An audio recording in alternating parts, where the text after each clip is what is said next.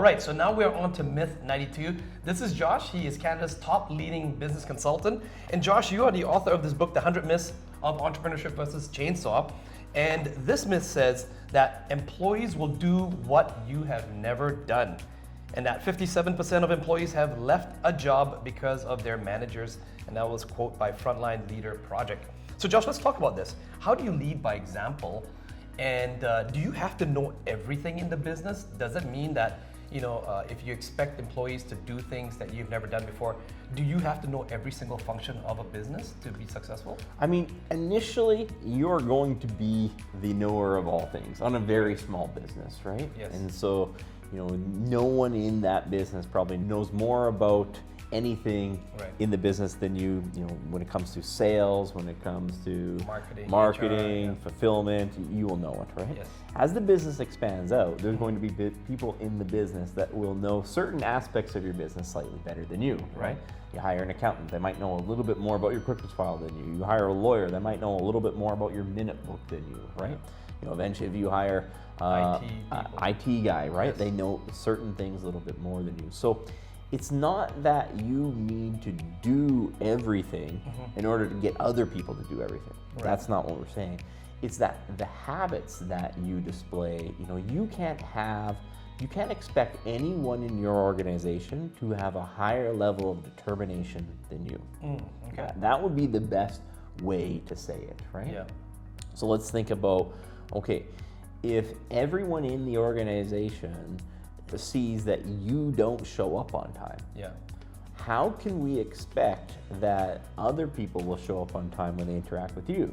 Right. How can we expect that people will get their projects done on time? Right. So, if we're expecting someone to have some sort of deferred gratification, Yes. they have to do this for a period of time, days, weeks, months, or years, but you have no track record of ever doing something with a delayed gratification. Right? It didn't take you a while, right? That can be extraordinarily difficult for second generation employees, right? For second generation entrepreneurs, right? Yes. Because they might not have had to go through the wilderness That's for right. as long, right?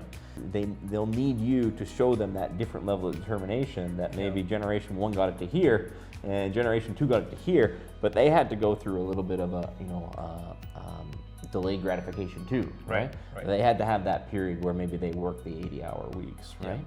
And so it's not that you need to know the technical aspects, it's that you can't be asking people, to have a higher level of determination. And so if you're showing up late, or if you're not collecting on invoices, and how do you eventually work your way, out of the business, like working on the business, as Michael Gerber would say, if you're doing everything, you eventually start to hire some employees.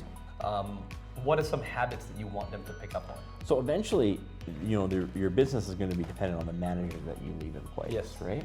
And so people think that they're just going to go pluck a manager off the shelf. That manager is going to come in with a higher level of due diligence. And that's not how it happens, They raise up through the company, right? They raise up through the company. And we know 88% of companies that outperform the market have internally promoted CEOs, right? And so what you need to think of it now is you're basically training and you're acclimatizing your generals, right? And so what happens is they see your level of determination. They see that you show up on time. You don't call in sick. They see that you work 80 hours a week.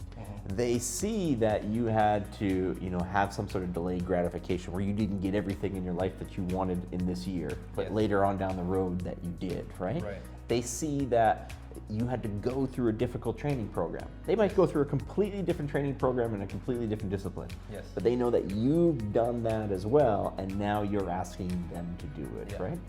Eventually, those managers, they take on that level of discipline, right? But it becomes the culture of the company. It becomes the culture of the company, right? And so it's not that you have to do that forever. If you want people that will go through a wall, that you have to go through a wall from now to the time you're 75 in this business. That's not how it has to happen, right? But there has to be a period of time where you transfer those skills and those discipline to the leadership group, right? That leadership group can then serve as that baseline where this is where the employees will do what you've done. So they're not seeing you do it directly. Yep. They're seeing the people that have seen you do it directly, right? And potentially maybe the people who've seen you, who've seen them, who've seen that, it can be transferred down the road, right? Right. But you're not going to, if you lose that, you might need to step back in. Yes. This is what happens sometimes too. And so sometimes you think that management is good enough, right? They saw you working those long, hard hours, right? Yes. They saw you go through that delayed gratification phase, and you have this management team in place. Yep. And what can happen is, what if one or two of those key players leave? That's right. You might need to step back in. And retrain the next one again, yeah. Ideally, you have enough key players in place that you don't have to do that, right? Once you build that out, now the next group of frontline employees, they're seeing these managers, operate, and they're doing that level of discipline. So they are doing what you've done. They're just doing it 1 degree removed. The manager saw you do it, and the new employees are seeing the managers, right? Yes. It works. It works great, right? Yeah. But to expect that the employees will come in and execute that, No, you can't expect that. it just doesn't happen, right? Right. You see this in sports sometimes too, where they get that hard-nosed coach or manager come in, right? And all of a sudden they're going to turn this group into ship shape, right? That's and right. sometimes ordinarily they'll have like a degree of temporary success, Yes. right? But long term, there's infighting, That's things right. go wrong. You haven't really changed the culture, right? Yep. You've just provided an authoritarian and maybe done it out of fear, right? Right. That work ethic has to be a matter of habit Right. in order for it to last long term. Fear will only work so long, That's right? right, yeah. Positional leader just comes in and just bosses their way around because they have a position and a title. That's right. Yep. That's right. So you need to have that transference, and it needs to be visible. Yeah. This is one of the harder parts that maybe I don't think a lot of people, I probably didn't understand, right? Yes. And then I think a lot of people also don't understand is maybe you are working 80 hours a week, but maybe you're working 80 hours a week in your home office and you don't get to the office. Yes. It needs to be visible what Right. you're doing, right? Right. There needs to be a layer of transparency, and some business owners will ask why. That's my business. Like, well, you want to lead other people to act the same way, Yes. but you won't show them, you won't give them a glimpse into how that actually looks in your life, right? Yep. And so rather than go through those kind of struggles behind closed doors, Yep. it should be kind of visible on what you are doing, That's right? right. You should be clear about, this is how I had to operate through this, right? Yep. This is where I started. Yep. You can even paint actual numbers. Yes. Like, this is what the finances were when we started. This is Yeah. what they are now. This is how we got there, And this right? is the journey that I went through, yeah. So Correct. And you always talk about the 10 years, being able to put in that 10 years. It's a clear plan. You talk about that to your staff, even on your careers page. Yeah. You talk about the pathway to becoming a millionaire. Yeah. Even in the CPA firm, right? So you talk about, and then you lead by example. You show up. When's the last time you called in sick, Josh? It's been over 5 years. Over 5 years. Over 5 years since I took an unscheduled day off, Okay. right? And I just started to realize, like, if I take one day off, it has a cascading domino effect of, Yes. by the time you got 20 employees, and if I take one, they're going to at least take two, That's right. And then every one of my clients who I missed that meeting, now they're going to call back in and try to cancel and reschedule me because I was comfortable rescheduling them, Right. right? A day off from the top Yes. is not one day. Yeah. A day off from the top might be 100 days off. Exponentially affects your business. Exponentially, right? Wow. At the bottom of the pyramid, maybe a one day off is one day off. At the top of the pyramid, Yeah. one day off is monumental, right? Wow.